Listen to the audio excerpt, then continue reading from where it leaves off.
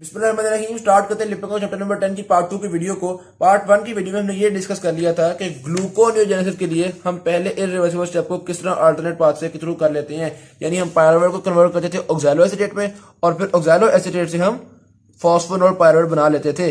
फॉस्फोनोल pyruvate से फिर आगे रिवर्सिबल रिएक्शन करते करते ये रिवर्सिबल रिएक्शन से तो ये दोनों तरफ जा सकते हैं, तो हमारे पास बन जाएगा फ्रुक्टोस 1,6 बिसफॉस्फेट।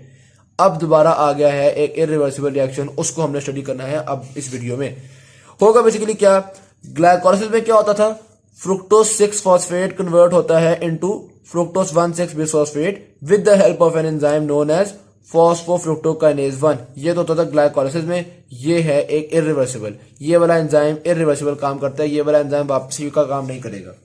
तो वापसी का काम करवाने के लिए, यानी कि फ्रुक्टोस 1,6 बिसफॉस्फेट को फ्रुक्टोस 6 फॉस्फेट में कन्वर्ट करने के लिए हम एक और एंजाइम यूज करते हैं जो कि अल्टरनेट पाथवे के थ्रू काम कर रहा है। उस एंजाइम का नाम है फ्रुक्टोस 1,6 बिसफॉस्फेटेज। ठीक है, तो फ्रुक्टोस 1,6 बिसफॉस्फेटेज की मदद से हमने इसकी डीफॉस्फोराइलेशन करवाई और कन्वर्ट कर लेंगे हम इसको फ्रुक्टोस 6 फॉस्फेट के अंदर। अब अगर हम इस एंजाइम की थोड़ी सी रेगुलेशन को देखें तो बेसिकली बात यह है, अगर बॉडी में एएमपी ज्यादा है, अब हमने इस एंजाइम की रेगुलेशन को देखना है, तो देखो एक बात समझ लेनी है पहले, ये जो ग्लाइकोलाइसिस का प्रोसेस है ना, ये एनर्जी जनरेटिंग प्रोसेस है। इसमें ओवरऑल एनर्जी प्रोड्यूस हो रही होती है, एटीपी प्रोड्यूस हो रही होती है। और जो ग्लूकोनियोजेनेसिस का प्रोसेस है, यानी ग्लूकोज को फॉर्म करने वाला प्रोसेस है, इसमें ओवरऑल एनर्जी यूज होती है, एटीपी यूज होती है। तो अगर तो हमारी बॉडी के अंदर, हमारी मतलब सेल के अंदर बहुत एनर्जी है, एटीपी मौजूद है, तो फिर तो वो इसको स्टिमुलेट करेगी कि ठीक है ग्लूकोनियोजेनेसिस कर लो, ग्लूको की फॉर्मेशन करो, एटीपी बहुत है। लेकिन अगर एटीपी की कमी है, एनर्जी पुअर कंडीशंस हैं, एएमपी ज्यादा है, तो एएमपी इसको इनहिबिट करती है। ठीक हो गया, तो एएमपी इस एंजाइम को यानी ग्लूकोनियोजेनेसिस को इनहिबिट करेगी और एटीपी इस एंजाइम को स्टिमुलेट करेगी, यानी एटीपी की मौजूदगी ग्लूकोनियोजेनेसिस को स्टिमुलेट करती है। ये तो बात में समझ में आ गई। अच्छा, ये जो एंजाइम है ना फ्रुक्टोस 1,6 बिसफॉस्फेट, इससे हमारा ताल्लुक पहले भी पढ़ चुका है, लेकिन पहले हमने इस एंजाइम के एक और फंक्शन को देखा था। किस फंक्शन को देखा था, अब हम एक दफा पीछे वाले चैप्टर पर जाते हैं और उसको डिस्कस कर लेते हैं। ये देखिएगा, यहाँ पे हमने ये डिस्कस किया था, ये ग्लाइकोलाइसिस हो रही थी, ठीक है। यहाँ पे हमने डिस्कस किया था फ्रुक्टोस 6 फॉस्फेट की कन्वर्जन इनटू फ्रुक्टोस 1,6 बिसफॉस्फेट। ये फ्रुक्टोस 6 फॉस्फेट की कन्वर्जन इनटू फ्रुक्टोस 1,6।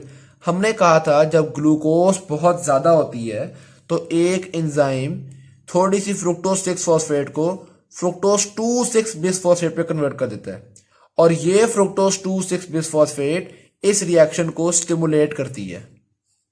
ठीक हो गई बात। लेकिन ये जो एंजाइम था जिसने फ्रुक्टोस 2,6 बिसफॉस्फेट बनवाई थी, ये एक बाय फंक्शनल एंजाइम था। जब इस एंजाइम की डीफॉस्फोराइलेटेड फॉर्म होती है तो वो तो बनाती है फ्रुक्टोस 2,6 बिसफॉस्फेट, लेकिन जब इस एंजाइम की फॉस्फोराइलेटेड फॉर्म होती है तो तब इसका फंक्शन कुछ और हो जाता है। फॉस्फोराइलेटेड फॉर्म में इसका क्या फंक्शन होता है, ये फंक्शन होता है फॉस्फोराइलेटेड फॉर्म में। ये वही एंजाइम है, जब ये फॉस्फोराइलेटेड होता है तो ये फ्रुक्टोस 1,6 बिसफॉस्फेट वाला काम करता है, यानी ये ग्लूकोनियोजेनेसिस को प्रमोट कर रहा है। जब डीफॉस्फोराइलेटेड था तो ग्लाइकोलाइसिस को प्रमोट कर रहा था, और जब फॉस्फोराइलेटेड है तो ये ग्लूकोनियोजेनेसिस को प्रमोट करेगा। तो यहाँ पे अब हम देख सकते हैं सिमिलर डायग्राम है, सिर्फ फर्क क्या है, इस कंडीशन में उन्होंने शो किया हुआ है ग्लूकोज की कमी।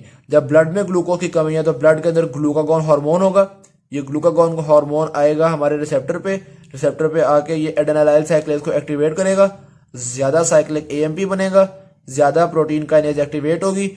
जब प्रोटीन काइनेज एक्टिवेट होगी तो इस एंजाइम की ज्यादा से ज्यादा फॉस्फोराइलेशन करवाएंगे।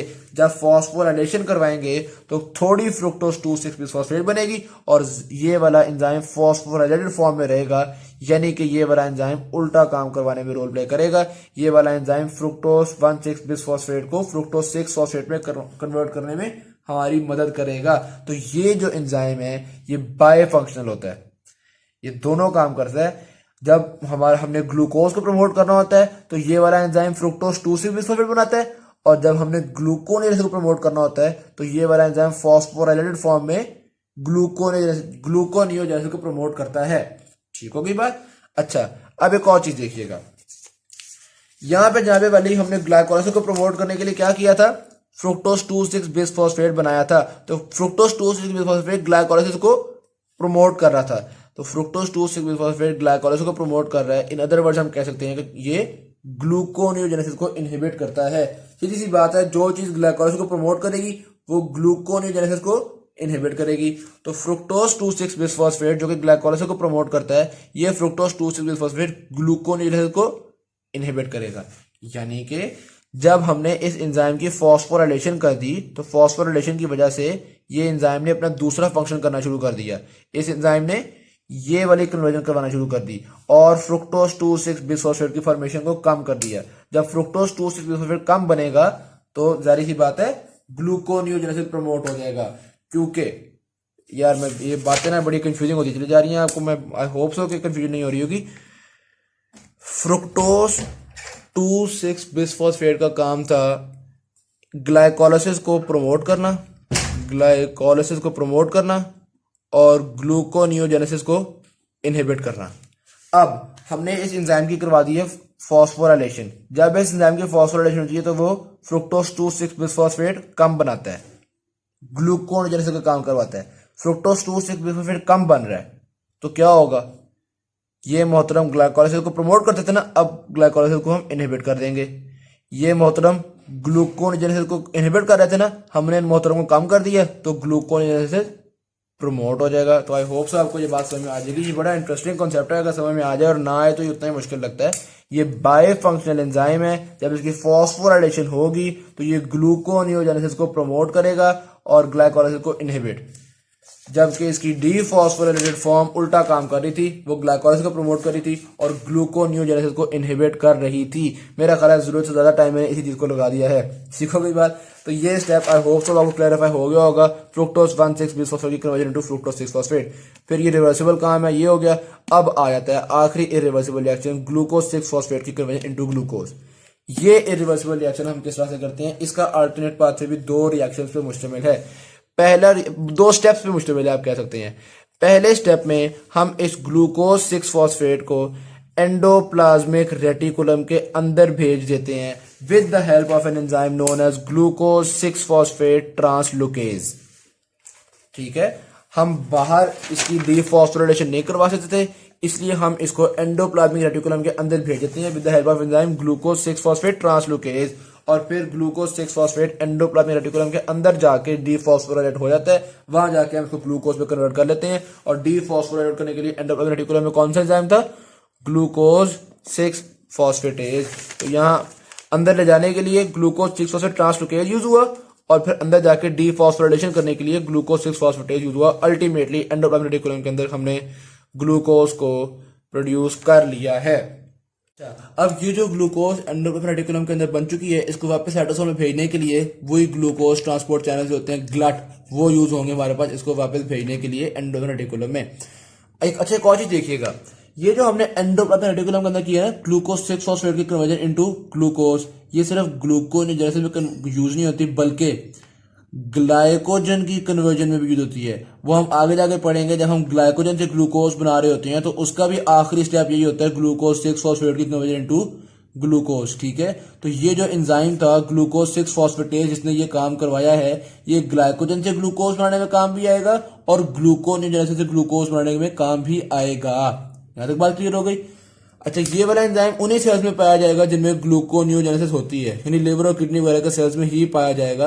हर सेल के एंडोप्लाज्मिक रेटिकुलम में नहीं होते, क्योंकि हर सेल में हमने ये वाले काम नहीं करने होते, हर सेल में ग्लूकोज की प्रोडक्शन नहीं करनी होती। ये दो बातें आपको क्लियर हो गई। अच्छा, अगर इसकी कमी हो, दोनों में से किसी एंजाइम की भी कमी हो, एक एंजाइम था जो कि ग्लूकोज 6 फॉस्फेट को इसके अंदर लेके आया था और दूसरा एंजाइम था जिसने ये इसकी डीफॉस्फोराइलेशन करवाई थी, अगर दोनों में से किसी एंजाइम की भी कमी हो तो बॉडी में ग्लूकोज की कमी हो सकती है। ठीक, तो अगर हमारे पास इस फॉस्फेटेज की कमी हो तो उसको हम कहते हैं glycogen storage type 1A disease, ये देख सकते हैं टाइप 1A। और अगर इस ट्रांसपोर्ट करने वाले एंजाइम की कमी हो तो उसको कहते हैं टाइप 1B डिजीज। ये दोनों ग्लाइकोजन स्टोरेज डिजीज कॉज करती हैं। इस स्टोरेज डिजीज में क्या होता है, स्वेयर फास्टिंग हाइपोग्लाइसीमिया, यानी कि भूख में, फास्टिंग स्टेट में जब ग्लूकोनियोजेनेसिस की बनाई हुई ग्लूकोज हमारे काम आनी थी, तो ऐसी सूरत में इन एंजाइम्स की डेफिशिएंसी की वजह से ग्लूकोज नहीं बन सकेगी तो फास्टिंग कंडीशन में हाइपोग्लाइसीमिया हो जाएगा। ठीक होगी बात। ये दोनों एंजाइम की कमी की वजह से हमारे पास ग्लाइकोजन स्टोरेज डिजीज होती है। यहां तक बात क्लियर हो गई। फिर समरी है जिसमें उन्होंने उसी बातों को रिवाइज किया हुआ है कि हमारे पास ग्लाइकोलाइसिस में जितने भी रिएक्शन होते हैं उनमें से 7 to 8 रिएक्शन तो वैसे ही रिवर्सिबल हैं। सिर्फ 3 इरिवर्सिबल रिएक्शन थे जिसके लिए हम फर्क एंजाइम्स की मदद से, फर्क पाथवेज की मदद से हम उनको रिवर्स कर लेते हैं और अल्टीमेटली ग्लूकोज की फॉर्मेशन कर लेते हैं। ठीक है, के बाद फिर देखते हैं रेगुलेशन ऑफ ग्लूकोनियोजेनेसिस। ग्लूकोनियोजेनेसिस को रेगुलेट करने वाली चीजें हमारे पास ग्लाइकोजन होती है, सबस्ट्रेट अवेलेबिलिटी होती है, वो किस तरह से होती है उन चीजों को डिस्कस करते हैं। सबसे पहले देखते हैं ग्लाइकोजन किस तरह से रेगुलेट कर रही है। ये देखिएगा, ग्लाइकोजन ने आके प्रोटीन काइनेज को एक्टिवेट किया था और एंजाइम की फॉस्फोराइलेशन करवाई थी। तो पहला काम तो ये है कि ये इस एंजाइम की फॉस्फोराइलेशन करवाई जाती है जिसकी वजह से फ्रुक्टोज 2,6 बिसफॉस्फेट नहीं बन पाता, और फ्रुक्टोज 2,6 बिसफॉस्फेट नहीं बन पाता तो ग्लूकोनियोजेनेसिस प्रमोट हो जाती है। और उसके अलावा वैसे भी ये एंजाइम फॉस्फोराइलेट होकर ये वाला काम करता है, यानी ग्लूकोनियोजेनेसिस का काम करता है। तो पहला काम इसने कर दिया, इस एंजाइम को फ्रुक्टोज 2,6 बिसफॉस्फेट की प्रोडक्शन को कम कर दिया। ठीक, दूसरा काम ये क्या करते हैं, एक और एंजाइम को ये फॉस्फोराइलेट करती है। ये जो ग्लाइकोजन है ना, इसने साइक्लिक एएमपी के थ्रू एक तो इसको फॉस्फोराइलेट किया ना, एक और एंजाइम को ये फॉस्फोराइलेट करती है और वो एंजाइम है पायरोवेट काइनेज। ये जो एंजाइम है ना, जो फॉस्फोइनोल पायरोवेट की, ये यहां पे जो एंजाइम होता है ना पायरोवेट काइनेज, इसकी भी फॉस्फोराइलेशन करवाता है ग्लूकागॉन, और जब इसकी फॉस्फोराइलेशन होती है तो ये एंजाइम इनहिबिट हो जाता है। जब ये एंजाइम इनहिबिट हो जाता है तो उसकी वजह से पायरोवेट नहीं बन सकेगी, यानी कि हम ग्लाइकोलाइसिस के इस स्टेप को इनहिबिट कर रहे हैं, क्योंकि हम कहते हैं भाई प्लीज पायरोवेट ना बनो, हमने तुम्हें वापस यूज करके ग्लूकोज बनाना है। तो ग्लूकागॉन ने पहला काम क्या किया, फ्रुक्टोज 2,6 बिसफॉस्फेट की प्रोडक्शन को कम किया।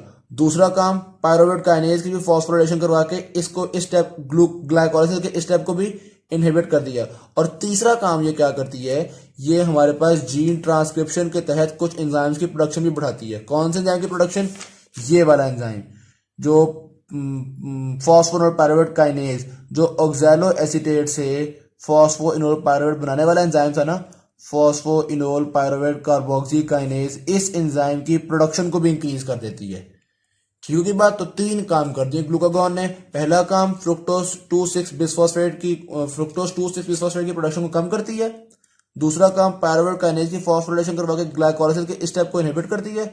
और तीसरा काम, इस एंजाइम की प्रोडक्शन इंक्रीज करके ग्लूकोनियोजेनेसिस के स्टेप को भी मजीद स्टिमुलेट करती है। तो ये तो इसके 3 काम हो गए। फिर देखते हैं हम दूसरा, ये तो ग्लाइकोजन की हमने देख लिया किस तरह से इसने रेगुलेट किया ग्लूकोनियोजेनेसिस को। फिर सबस्ट्रेट अवेलेबिलिटी, जाहिर बात है अगर ज्यादा सबस्ट्रेट होगा, हमारे पास लैक्टेट ज्यादा है, पायरोवेट ज्यादा है, ये चीजें ज्यादा बन चुकी हैं, तो वो भी ग्लूकोनियोजेनेसिस को स्टिमुलेट करेगा। हमारे पास एटीपी और एनएडीएच वगैरह ज्यादा है जो कि आपके पास फैटी एसिड से भी, मतलब फैटी एसिड की मेटाबॉलिज्म से भी आ जाते हैं। तो अगर ये सारी चीजें ज्यादा होंगी तो हमारे पास ग्लूकोनियोजेनेसिस को प्रमोट करेंगी।